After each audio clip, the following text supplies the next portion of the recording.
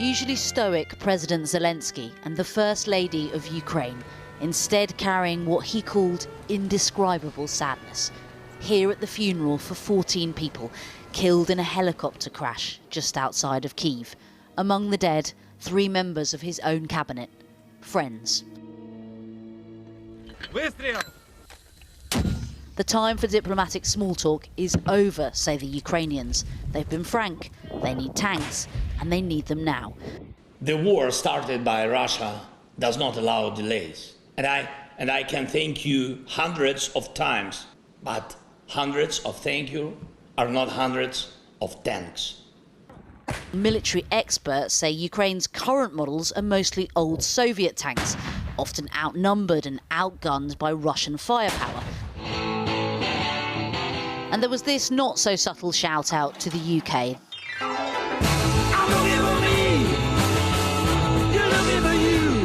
This video posted on Ukraine's official defence Twitter, complete with motivational rock courtesy of The Who, a thank for tanks after the British government have so far given more money in aid than any other nation apart from the US. While one of Zelensky's advisors made it known that those sitting on the military fence, so to speak, are costing lives, tweeting, "Afterward to global indecision. You'll help Ukraine with the necessary weapons anyway and realise that there is no other option to end the war except the defeat of Russia.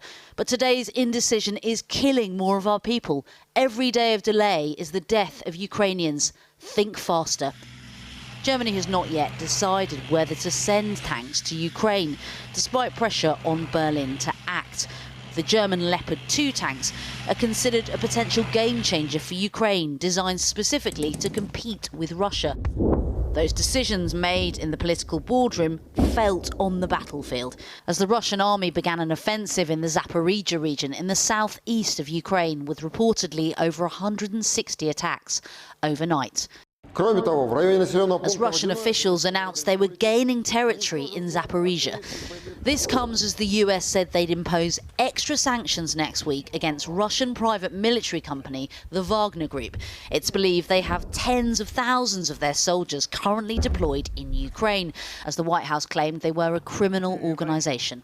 Now, as his military continues to struggle in Ukraine, President Putin is increasingly turning to Wagner, which is owned by Yevgeny Prigozhin, for military support. We are seeing indications, including in intelligence, that tensions between Wagner and the Russian Ministry of Defense are increasing.